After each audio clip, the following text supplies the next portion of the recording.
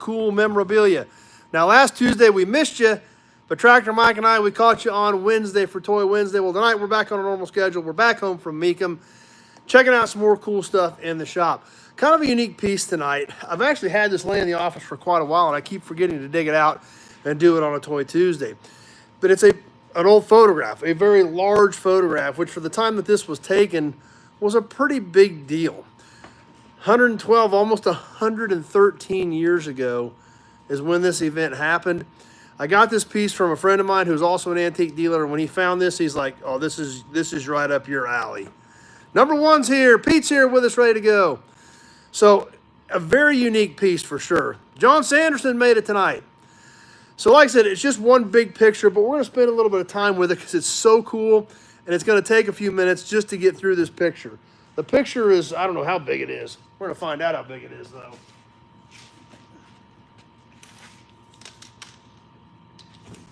The picture's 40 inches long, and there's a ton of cars here. Bill Wagaman on with us. So, really unique piece. I don't know a lot of details about the piece other than what it says on it, but I think it's pretty cool. We're going to get your guys' opinion here very shortly and see what you think about it. Hi to whoever that was that just signed on because I cannot make out that user ID. So anyway, let's go ahead, peel the camera off this tripod and check this thing out. So here we go. Let's flip this thing around and check out a really unique piece. What are you guys doing over there? Hey, what are you doing, Fluffy?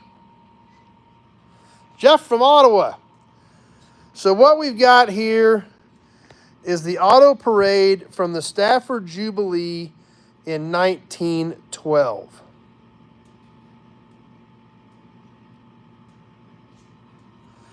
Like I said, this picture's about 40 inches long. It's framed in some barn wood, and it is under glass. So we do have a little bit of reflection here. But this, I think, is probably all the cars that were in Stafford in 1912. Stafford's a small town about 50 miles south of Great Bend, southeast. Photo by Durham. So, let's take a few minutes and spend a little time with this and kind of see what we've really got here. Some of these vehicles can be made out. Some of them, your guess is as good as mine. So as we kind of look through here, Pete's digging it. Like I said, it is kind of, you can see my Plymouth sign reflecting back there. I didn't realize that was going to be a reflection. The Nut Farm's here. Oh, by the way, guys, I've got most of the stuff shipped from Sunday night. There's a few shipments that are hanging. Had a drain an oil can for Austin from last week, a few things like that. But for the most part, about everything should be on the way to you guys. So we'll just kind of work our way down here. Yeah, you're right, Bill. It's great that it's been preserved. You don't need to know digs it? Yep. That was a big day in Stafford, that's for sure. Yeah, we can see this car's all done up in parade livery. A lot of these cars are decked out.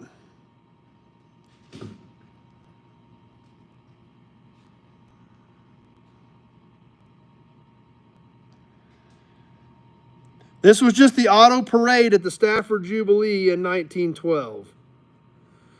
So this is realistically in 1912, this is probably about all the cars in Stafford County.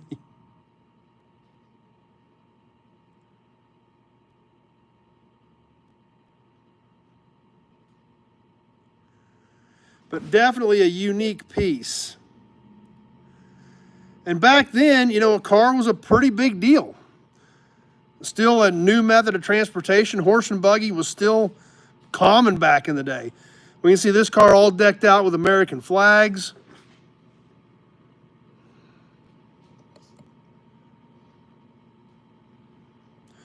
Neil's here. JP made it.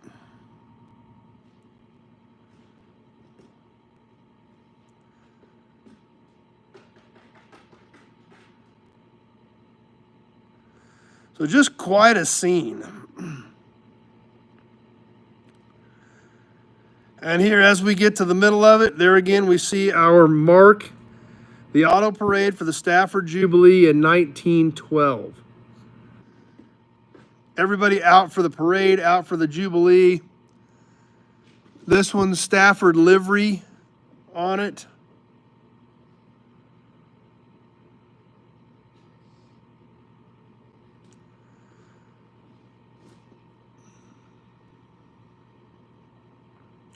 And there's the band. The band ready for the parade.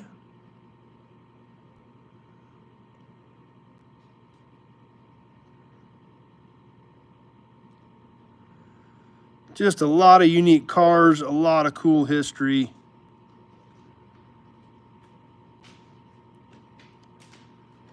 Just kind of walking our way slowly through this, taking this all in. A lot here to see.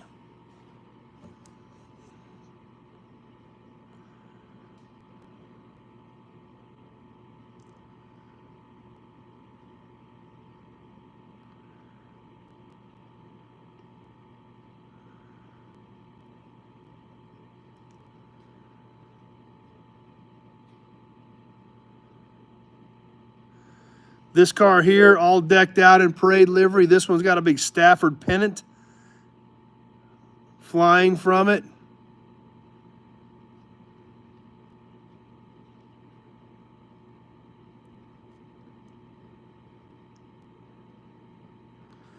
The number 9 and 1. So actually 1913. So they must be getting ready for 1913. That or they misdated the picture, one or the other, because they clearly have 1913 on the front of those cars. That's right, a lot of community pride in that picture, for darn sure. Another one with the Stafford pennant.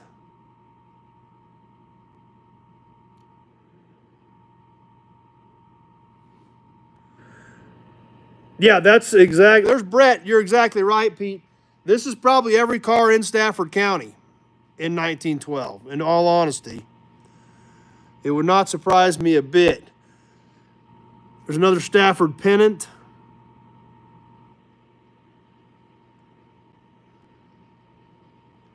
Dodge City, Brett's getting close to home.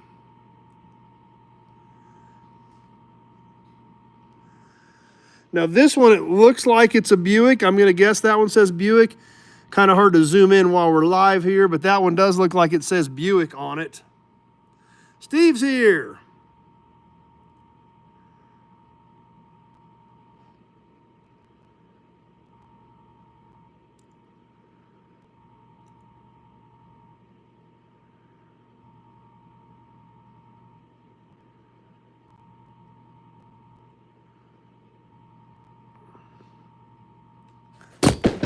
Whoa.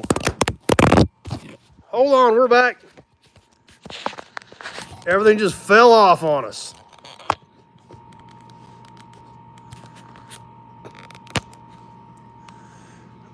All right, we're right back to the picture. Everything just flopped.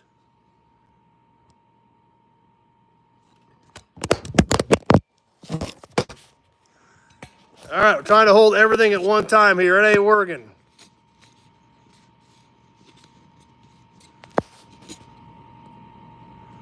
There we go. Now we're back. Tony's here with us. And we're just getting ready to wrap this one up.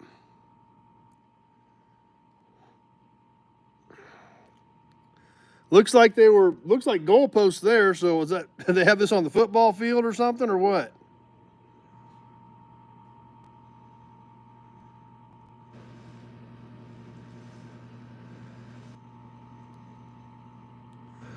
So a pretty unique piece in a time when, you know, there were, like I said, there were not a ton of cars on the road.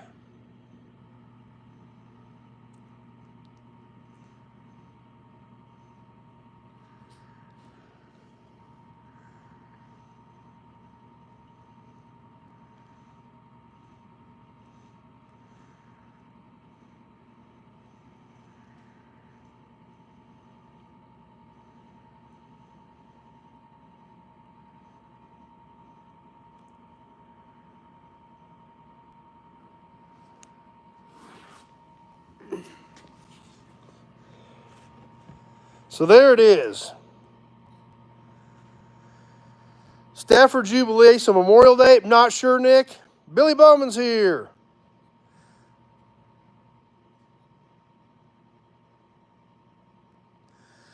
I don't know if that was a schoolhouse or what it was.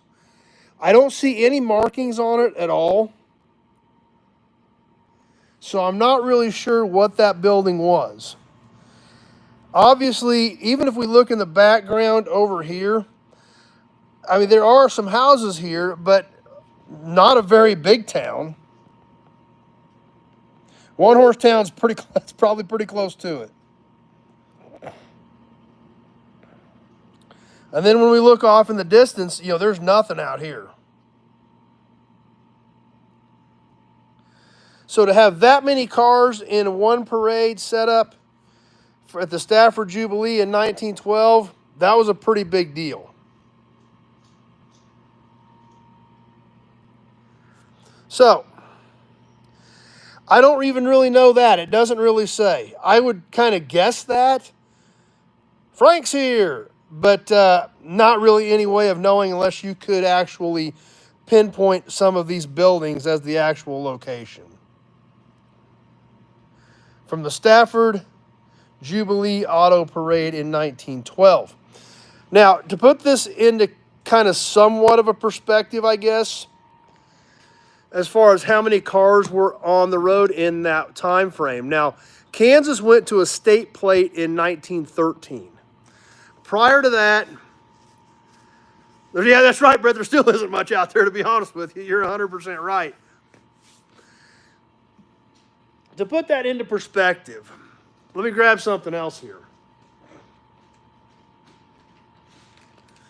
My leather Larned license plate. Larned's a little town about 23 miles west of Great Bend. My license plate guy thinks this was 241. He thinks this was a 2, then the 4, and then there was a 1 here. From what he found, by 1913, when Kansas went to a state plate, Larned had right around 300 cars registered. If this were 241, this would have been a late 1911, 1912, maybe even going into 1913 if the state plates weren't out yet. So, and Larned is a bigger town than Stafford is in today's world. And obviously, based on what we see in these pictures, I don't think it was still a very big area. There's Jim. So, if that were the case, by comparison, with this leather Larned license plate, then that may have been pretty much all the vehicles in that county at that point. Still, literally a newfangled gadget. The production of U.S. cars really didn't start till after 1900. 1903, 1904 was when they were really starting to produce stuff. There was stuff being produced right at the turn of the century, but it was in the dozens, So, very, very limited number. So by 1912, still not a ton of cars on the road. So this was a big, big deal in 1912 to do something like this. That's probably why they took this picture. In today's world, would you line up every car in town and take a picture of it? No, nobody would care. It's commonplace. In 1912, this was a big, big deal. So, we'll scan it one more time real quickly for you guys that got here late. Take one more quick look at it. If I don't trip over any cats, I got lots of cats here helping me. But just a really cool piece of history. That's right. That's as crazy as that sounds in today's world, JP, you could be completely correct. This was a gadget, a fad, a newfangled invention. And go back to our horse and buggy after this is gone. But you could be completely right, JP, in that assumption.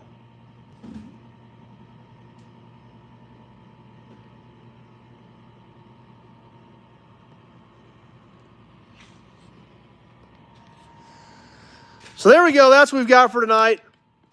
I hope you guys dig it. Saw a few comments that you really could appreciate it kind of the way I did.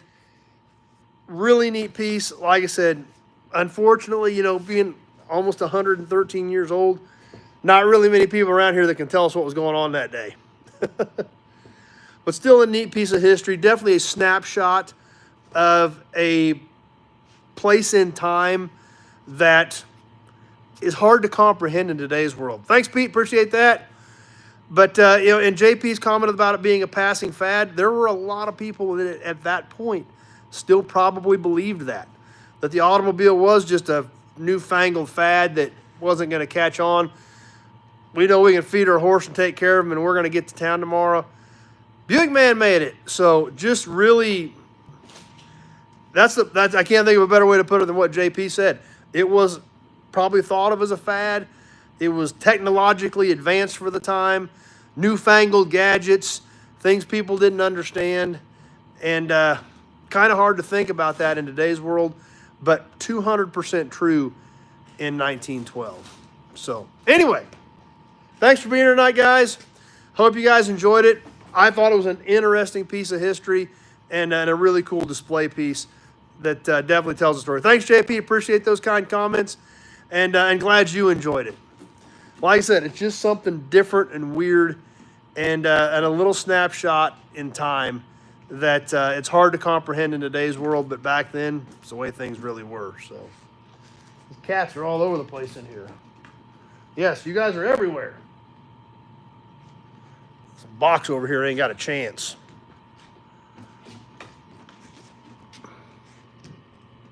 Dead box.